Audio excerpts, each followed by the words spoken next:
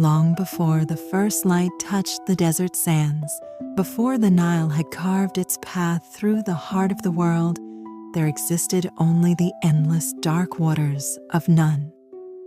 It was a place of silence and stillness, without form or boundary, the eternal ocean of potential. Within it slept the seed of everything that would ever be. The ancient Egyptians believed that creation began not from nothing, but from this infinite, formless sea of chaos. From the heart of Nun, the first mound of land, the Benben, rose. It was the symbol of stability emerging from disorder. Upon this sacred mound appeared Atum, the self-created god, the first being. Atum was alone, the totality of existence condensed into a single consciousness. He carried within him the essence of both male and female, light and shadow, motion and rest. From his breath and will he brought forth Shu, the god of air, and Tefnut, the goddess of moisture. Through them, the dual forces of the universe began to move: air and water, sky and mist, breath and dew. Shu lifted the sky upward, while Tefnut spread the moisture that would nourish life. Together, they gave birth to Geb, the earth, and Nut, the sky. But in the beginning, Geb and Nut were locked in a tight embrace, and their union suffocated the space where creation was meant to expand. Atum commanded Shu to separate them. With great effort, Shu raised Nut above, arching her body into the heavens, while Geb lay beneath, forming the solid ground. The space between them became the world, a realm where life, order, and time could unfold. Nut's star-studded body stretched across the horizon, swallowing the sun at night and birthing it again each morning. This cosmic cycle would define eternity itself. From the tears of Atum, born of loneliness and longing, the first humans were said to have emerged. Thus, humanity was shaped from divine sorrow, a reflection of the god's desire to see his creation thrive. And yet, even in this new world, the Egyptians believed that chaos still lingered. None had not vanished. It surrounded the universe on all sides, threatening to swallow it back into oblivion if the cosmic balance, the sacred Ma'at, were ever broken. The principle of Ma'at, balance from the beginning. Ma'at was not merely a goddess. She was the very law that held existence together. The Egyptians understood early on that creation without order was impossible. Every breath of wind, every drop of water, every heartbeat depended on Ma'at. She represented truth, harmony, and justice, the balance between light and dark, between the gods and humanity. Pharaohs would later rule in the name of Ma'at, but her origin was far older than kingship. From the moment Atum breathed life into the world, Ma'at came into being as the invisible rhythm of creation. Without her, even the gods would falter. The sun would fail to rise. The Nile would forget to flood. Death would no longer lead to rebirth. In Egyptian temples, offerings were made not only to gods, but to Ma'at herself, because upholding balance was considered the most sacred duty of all. Every prayer, every law, every act of kindness or cruelty tilted the cosmic scales. The universe was not self-sustaining. It required constant equilibrium, maintained through ritual, morality, and remembrance of divine order. This idea shaped the Egyptian worldview. Time was not linear, but cyclical. Just as Nut swallowed the sun each night to give birth to it again at dawn, so too did all existence follow a rhythm of death and renewal. For the Egyptians, immortality was not escaping time. It was becoming one with its eternal cycle. The lineage of the first gods, from Shu and Tefnut came Geb and Nut, and from Geb and Nut came the next generation of gods who would shape the destiny of the cosmos: Osiris, Isis, Set, and Nephthys. Together they represented the cycle of life, death, love, and conflict. But at this stage of creation, their stories had not yet unfolded. They were seeds of potential, destined to bring both harmony and tragedy into the world. The priests of Heliopolis told that each divine generation moved the universe further from chaos. Atum had created the foundation. Shu and Tefnut gave it breath and moisture. Geb and Nut provided form and boundaries, and their children would fill the world with motion, passion, and consequence. Thus, the Egyptian pantheon was not born all at once. It was layered like the silt of the Nile, each age adding depth and meaning to the last. In the earliest light that pierced the cosmic waters, Atum transformed. His brilliance became Ra, the sun itself, the radiant eye that illuminated the world. Ra was the visible face of divine power, the flame of consciousness blazing across the heavens. While Atum was the first principle of existence, Ra was its living heart, the motion, the warmth, the clarity that made life possible. The Egyptians believed that Ra rose each morning from the eastern horizon, sailing across the sky in his golden boat, Manjet. As he traveled, he gave life to the earth and to all beings that dwelled upon it. At dusk, his journey continued into the west, where he descended into the dark underworld, sailing on the mythic bark through the hidden realms of night. There he faced serpents, demons, and the great embodiment of chaos, Apep or Apophis, the serpent of uncreation. Each night, Ra battled Apep to ensure the sun's rebirth. The victory of dawn was never taken for granted. It was a cosmic renewal, proof that order, Ma'at, had triumphed once again over chaos, Isfet. This eternal struggle mirrored every aspect of Egyptian life, the fight against famine, sickness, and disorder.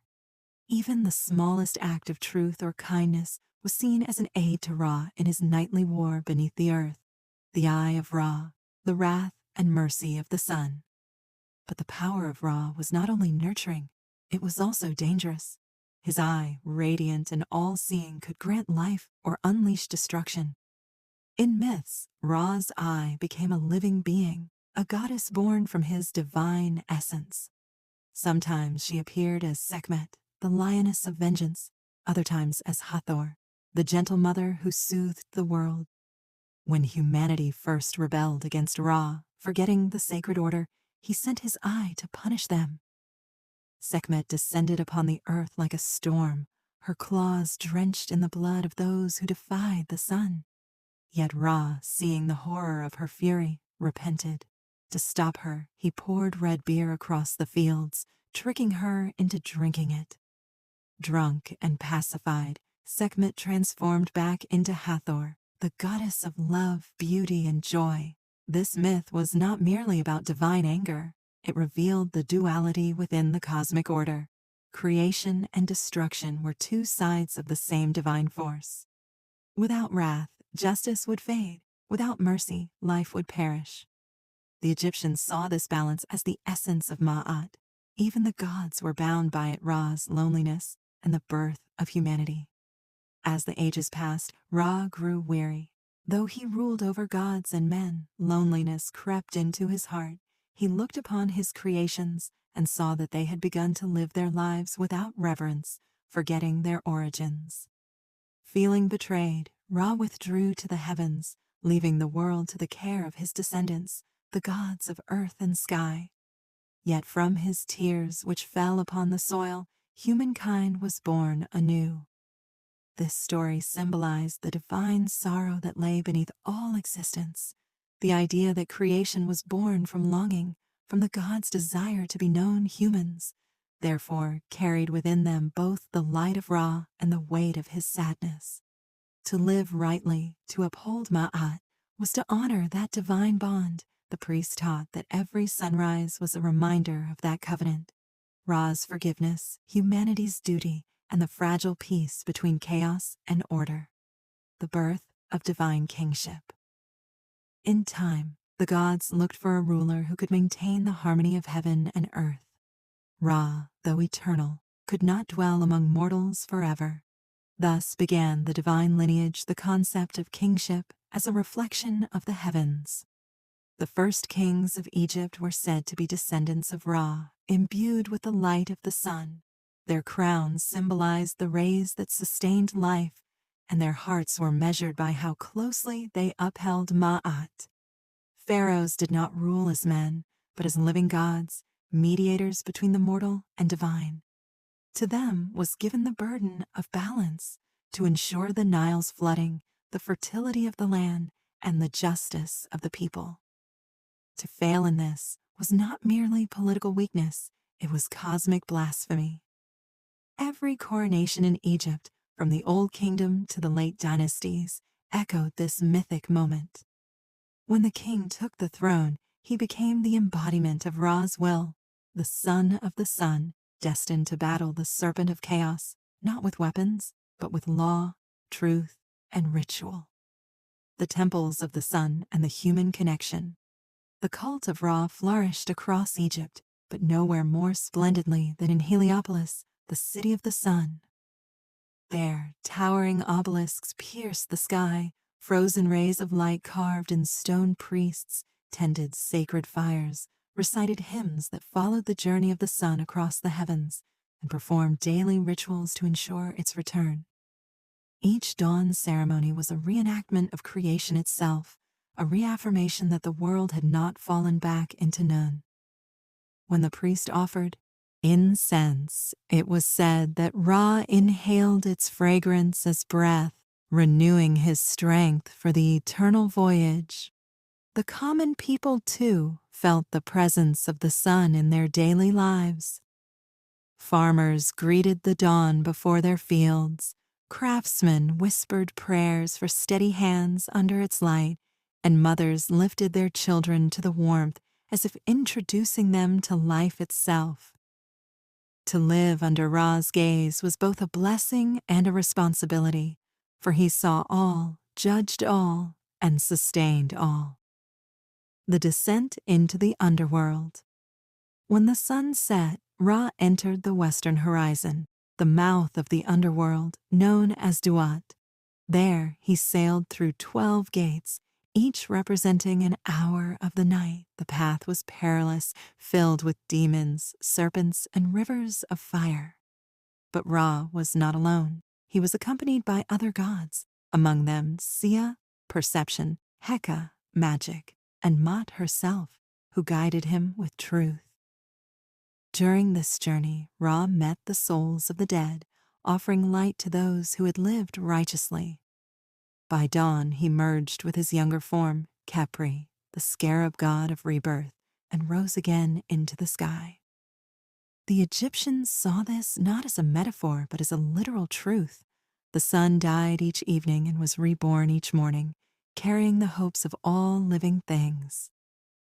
The endless rising and setting of Ra symbolized the ultimate promise, that death was not the end, but part of a sacred rhythm. Just as the gods renewed the world each day, so too could the human soul rise again if it lived in accordance with Ma'at Geb, Nut, and the birth of life. When creation expanded beyond the first divine breath, the world gained shape through the union of Geb, the earth, and Nut, the sky. In the earliest days, they clung to each other so tightly that no space remained between heaven and earth. Their embrace was warm and eternal, but it left no room for life to grow. Plants could not rise, winds could not move, and light could not settle upon the land. Atum saw this and commanded Shu, god of air, to separate them. With immense effort, Shu stretched his arms upward, pushing Nut into an arch across the heavens. Her star-filled body became the dome of the sky, while Geb lay beneath, his back forming the ground, mountains, and fertile earth. Their longing for one another echoed through nature. Nut wept at dusk, and her tears fell as rain. Geb rumbled with desire, causing earthquakes. From this cosmic separation came order, space, and the possibility of life. Nut, suspended above, gave birth to the great gods who would shape the fate of the world: Osiris, Isis, Set, and Nephthys. Each child represented a different aspect of existence: harmony, magic, chaos, and protection. Osiris became the force of growth and renewal. Isis, the embodiment of wisdom and motherhood. Set, the unpredictable power of storms and disorder. And Nephthys, the quiet guardian of the dead. Yet Nut's role extended far beyond motherhood. Each night she swallowed the sun, carrying it through the dark underworld within her body. Each dawn she gave birth to it again, renewing the world in an endless cycle. In this rhythm, Egyptians saw the pattern of their own lives: birth, death, and rebirth, woven into the fabric of the cosmos. Geb, meanwhile, nurtured life on earth. He opened his arms to seeds, roots, and rivers, giving them a home. The Nile's fertile soil was believed to be his skin. In the trembling of the land, his voice farmers prayed to Geb for rich harvests. Kings praised him in coronation rituals, acknowledging the earth's stability beneath their rule. Together, Geb and Nut created the stage on which all Egyptian mythology would unfold. Their forced separation was not a tragedy, but a necessary beginning, a reminder that creation demands sacrifice and that beauty often grows from distance rather than closeness. Between sky and earth, life found room to bloom. As Nut's children grew into their divine roles, the world began to take on its emotional and moral shape. The four siblings were not just gods, they were archetypes of human experience: love, betrayal, growth, conflict, protection, and transformation. At the center of this divine quartet stood Osiris and Isis, the sacred pair destined to guide humanity. Osiris embodied renewal, the gentle force of civilization, and the promise of life after death. Isis represented magic, devotion, and the deep intelligence needed to sustain order. Together, they formed a model of harmony that the Egyptians aspired to emulate. Osiris was the first to rule the earth as a divine king. Under his guidance, people learned agriculture, justice, and the rituals that honored the gods. He taught them to live not in fear of chaos, but in confidence of stability. His kingdom prospered and his wisdom spread across the lands.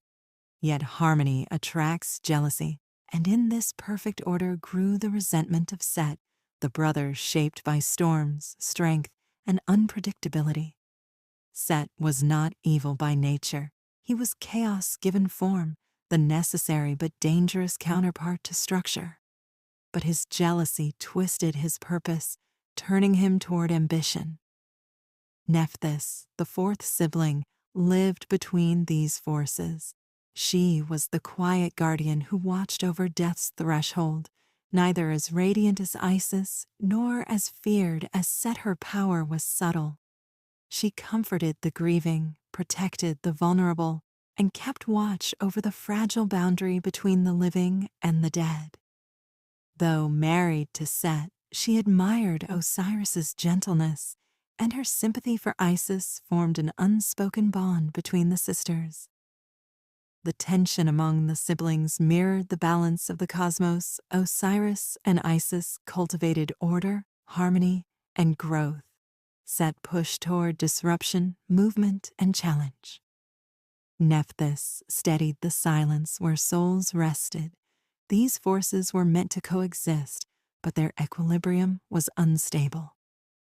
Myths describe the divine family as a reflection of human society, filled with love, rivalry, devotion, and the pressures of destiny.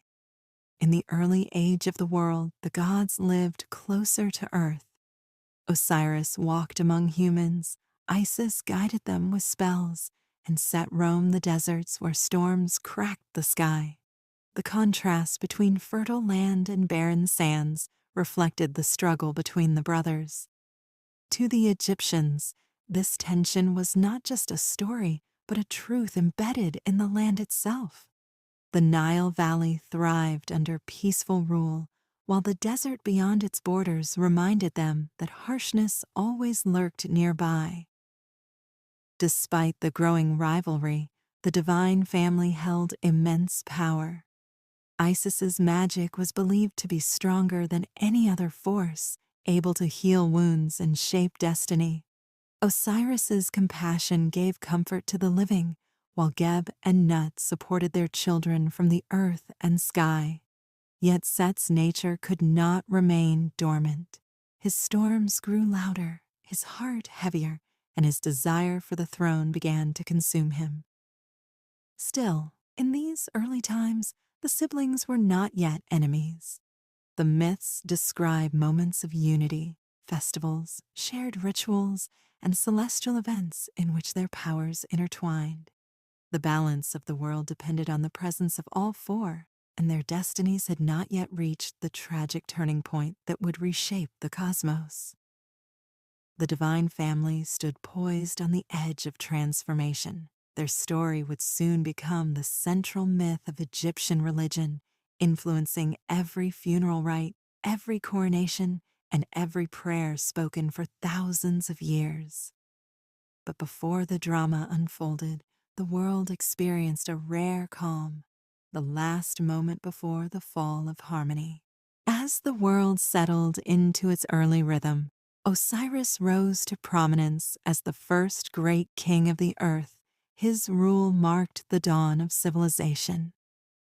Under his guidance, human beings learned how to cultivate crops, manage land, and honor the gods with structured rituals. Osiris taught that prosperity was not merely a gift from the divine, but a responsibility shared between humanity and the natural world. Farmers looked to him for the secrets of the Nile's rhythms. Judges invoked his name when seeking fairness. Travelers prayed for his protection before crossing deserts. His presence was calm, steady, and reassuring, an anchor in a universe that had only recently emerged from chaos. Isis stood beside him as queen, and her intelligence shaped every corner of society. She taught medicine, midwifery, and protective magic, and whispered prayers that soothed fears during childbirth and sickness. Her spells were said to weave through the air like threads of light, binding wounds and strengthening hearts. Together, Osiris and Isis formed a partnership unmatched among the gods: wisdom and compassion, structure and devotion. Even mortals sensed the harmony between them and aspired to emulate their bond within their own families. Yet beyond the fertile valley of Osiris's kingdom, the deserts stretched wide and harsh. In these desolate places wandered Set, the brother who embodied storms, fierce winds, and the unpredictable forces of nature. At first, Set served a necessary role. He guarded the borders of the world from the serpent of chaos and battled the dangers that threatened creation. But over time, his pride grew heavy. Watching Osiris, revered by both gods and mortals, stirred resentment within him. The laughter of festivals reached him like an insult carried on the wind, and the sight of lush fields angered him more than he would ever admit. Set believed strength, not wisdom, should rule the earth. To him, Osiris's gentleness looked like weakness, a flaw unfit for a god. Each year, as the Nile flooded and the people celebrated renewal, Set felt increasingly excluded from the harmony they embraced. The more Osiris's reputation flourished, the more Set's isolation deepened, feeding a bitterness that began to reshape his purpose. Nephthys, torn between loyalty to her husband Set and affection for her siblings, felt the tension growing. She moved quietly through the divine household, offering comfort where she could and observing the widening rift. Her protective nature made her sensitive to emotional shifts, and she sensed that the storm gathering within Set was not just a passing mood, but a tide that would soon rise uncontrollably. Despite this, the early years of Osiris's reign were remembered as an age of light. Arts blossomed, temples were built, and humanity strengthened its connection to the gods. Rituals honoring Osiris ensured abundant harvests, and festivals celebrating Isis's wisdom filled the nights with song. The people believed the world had finally found its balance, but harmony in Egypt was never static. Like the Nile, it rose and receded. Underneath the surface of joy, Set's envy twisted into something sharper. Myths say he wandered alone at night, speaking to the desert winds and listening to their whispers. In the shifting dunes, he found a reflection of himself, unpredictable, relentless, and unhindered by gentle order. This emotional divide within the divine family symbolized a universal truth deeply understood by the Egyptians. Even the gods struggled with the forces of order and chaos. Creation required both stability and disruption. But when disruption lost its purpose and became fueled by jealousy, it threatened the fragile balance that held the world together. Osiris did not see the danger forming. He welcomed Set to ceremonies, invited him to councils, and treated him with the respect due to a brother. But kindness offered to a wounded heart can sometimes deepen the wound. Set interpreted Osiris's generosity as condescension, widening the chasm between them.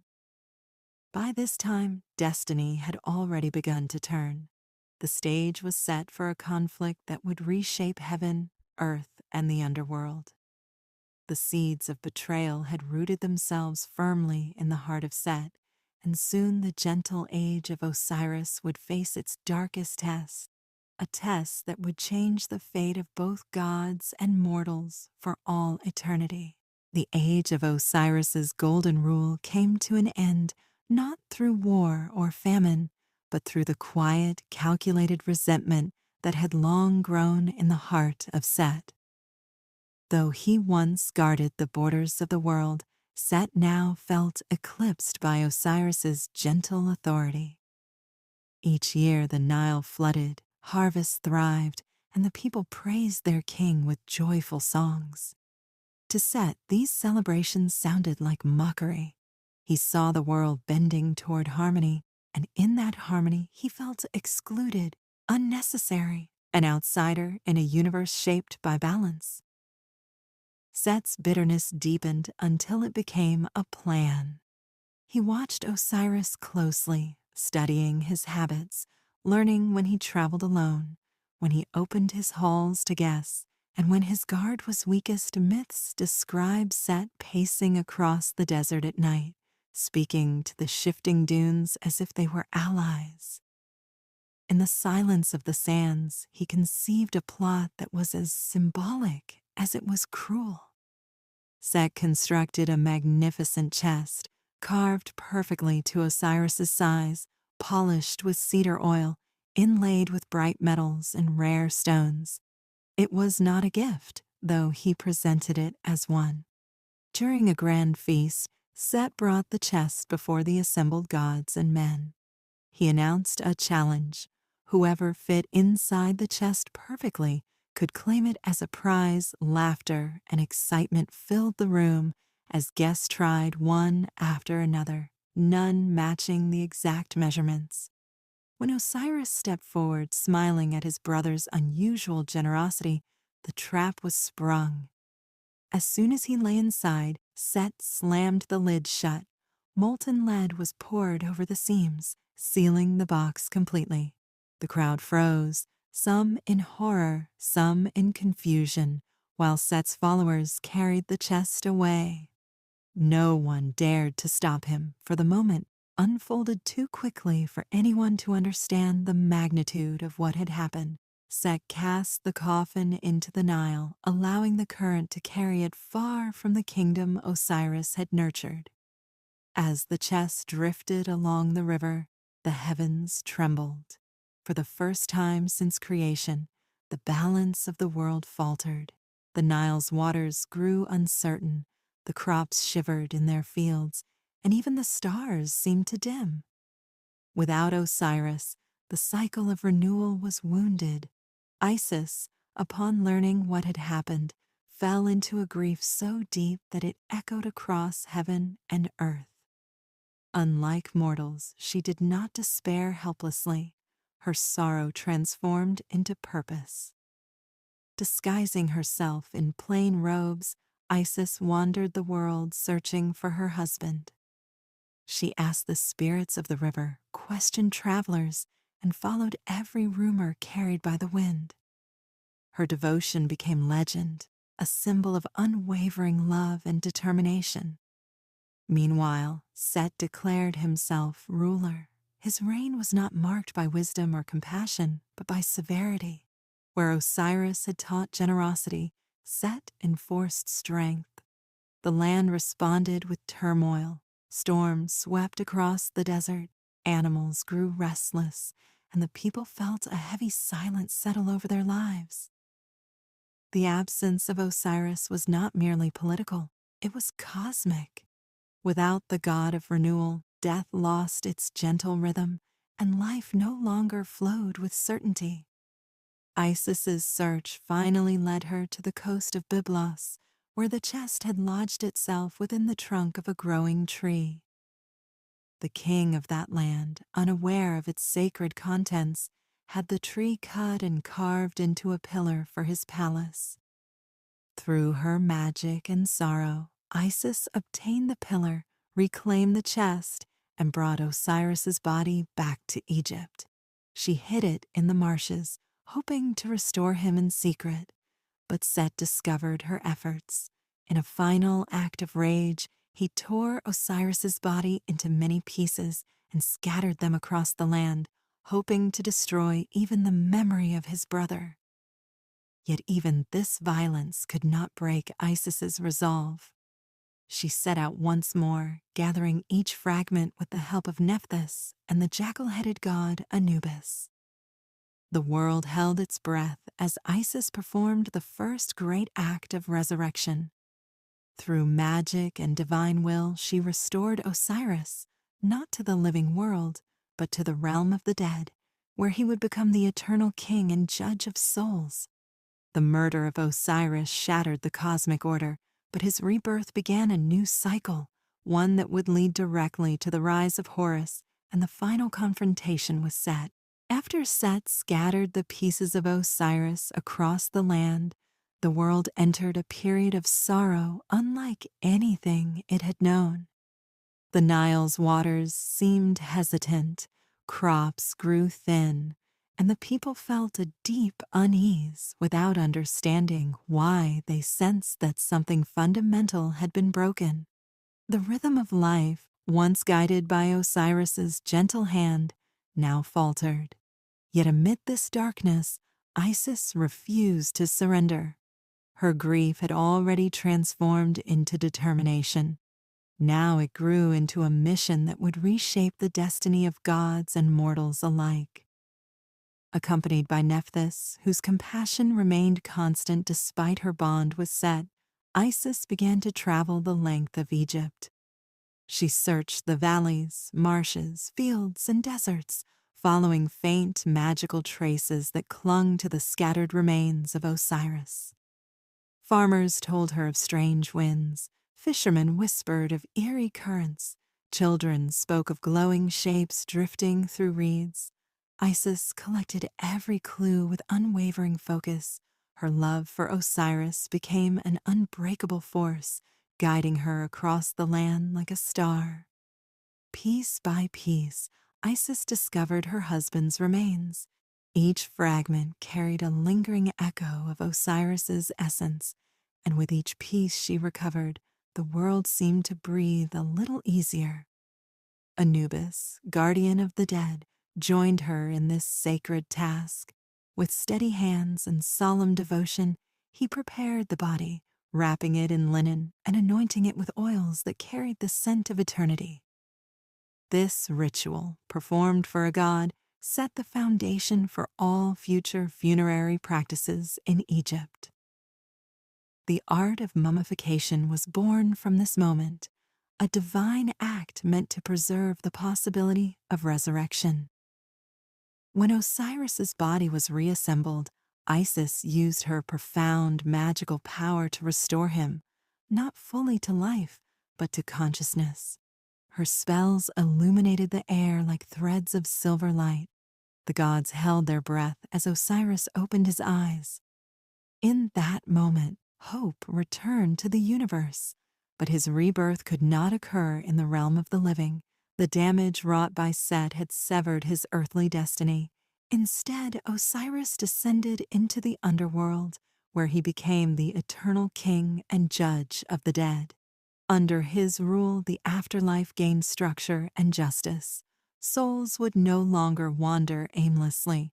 They would be measured, guided, and renewed. Yet Isis's work was not complete. To restore balance upon the earth, she needed an heir, one who could challenge Set and reclaim the throne that rightfully belonged to Osiris's line. In a moment of divine union, brief yet powerful, Isis conceived a son. But Set's fury was great, and Isis knew he would destroy the child if he discovered him. She fled to the marshes of the Nile Delta, hiding among papyrus reeds, living in silence and concealing her presence from all who might betray her. There, in the seclusion of the wetlands, Horus was born. His infancy was perilous. Isis protected him with enchantments, drawing invisible circles in the air, whispering words that guarded him from serpents, scorpions, and dangerous spirits. Nephthys visited in secret, bringing food and comfort. Even the surrounding animals, the crocodiles, the ibis, the snakes, seemed to recognize the sacred duty of protecting the child who would one day challenge. Set Horus grew in secrecy, learning from his mother the arts of magic, wisdom, and vigilance. Though he was still young, the world already felt his presence. When he cried, storms trembled on the horizon. When he laughed, flowers opened along the marsh banks. The land sensed its future king awakening. Meanwhile, Set ruled with increasing cruelty. Though he held the throne, his reign lacked legitimacy. The people feared him but did not honor him, and their hearts carried the memory of the golden age of Osiris. Even the gods watched uneasily. Order Ma'at was fractured, waiting for the rightful heir to restore it. Deep in the marshes, Horus prepared for the day he would face his uncle. His childhood would lead not to innocence, but to a divine purpose, reclaiming the throne, restoring balance, and healing the wounds that Set had inflicted upon the cosmos. When Horus finally reached adulthood, the quiet marshes that had protected his childhood felt too small to contain his destiny. Isis had prepared him for this moment since the day he first opened his eyes. The time had come to confront Set, the usurper whose reign had plunged the world into imbalance. The gods themselves sensed the shift. Winds carried a new firmness, the Nile surged with purpose, and even the stars seemed to realign in anticipation of the coming conflict. Horus emerged from the marshes like a rising storm. Word of his return spread quickly. Some welcomed him with relief, seeing in him the memory of Osiris. Others feared the chaos that a divine confrontation might bring. Set, furious at the thought of a rival, prepared himself with ferocity. The balance of the cosmos hung between the nephew and the uncle, each representing forces older than the world, order and chaos, renewal and disruption. Before bloodshed could begin, a divine council convened. The gods gathered under the leadership of Ra to determine who rightfully deserved the throne. Horus presented his claim. He was the son of Osiris, heir to a lineage that embodied justice and renewal. Set argued that he was stronger, more suited to rule, and essential for defending Egypt from the dangers beyond its borders. The debate continued for years, literally. Myths say that the gods deliberated for 80 years, during which the world languished in uncertainty. The council's indecision led to a series of trials meant to reveal the worthiness of each contender. Horus and Set battled in various forms, testing their strength, endurance, and cunning. They transformed into crocodiles, hippopotamuses, and falcons, clashing in the skies and waters.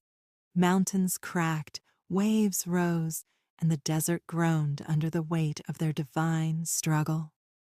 In one battle, Set tore out Horus's left eye, shattering it into pieces. Isis, heartbroken, gathered the fragments and restored it through magic. Thus, the eye of Horus became a symbol of healing, protection, and wholeness. Despite his injuries, Horus fought with unwavering resolve. His determination came not from pride, but from duty to the people and the memory of his father. Set, driven by rage and desperation, fought with increasing brutality. Yet every act of violence pushed him further from the principle of Ma'at, weakening his divine legitimacy. The gods grew weary of watching their world shake with conflict. Although Set's strength was undeniable, his heart had long strayed from balance. Meanwhile, Horus demonstrated resilience, justice, and devotion, the qualities that once defined Osiris's reign.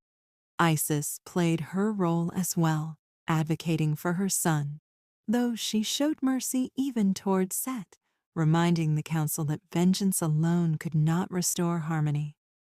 The final judgment came when Ra and the tribunal of gods examined the eye of Horus. Restored by Isis, it represented renewal from destruction, order from chaos, and the unbroken cycle of life. Its restoration symbolized the healing of Egypt itself.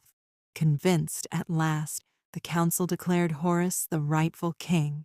Set was defeated, not destroyed.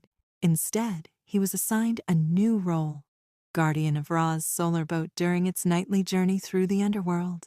In this, Set's chaotic strength found necessary purpose, protecting creation against Apep, the serpent of unmaking. Even chaos, the Egyptians believed, had a place in the balance of the cosmos. Horus ascended the throne of Egypt, ruling with the combined wisdom of Osiris, the magic of Isis, and the resilience earned through hardship. Under his leadership, harmony returned. The Nile flowed with renewed confidence, crops flourished, and the people once again felt the warmth of divine order. Osiris, now ruler of the afterlife, governed the realm of the dead with fairness and dignity, ensuring that souls were judged by truth alone. With Horus's coronation, Ma'at, cosmic balance, was finally restored. The cycle of death, resurrection, and rightful kingship became the central myth of Egypt, shaping every coronation, funeral ritual, and temple ceremony for millennia. In the story of Horus and Set, the Egyptians saw the eternal truth that defined their worldview.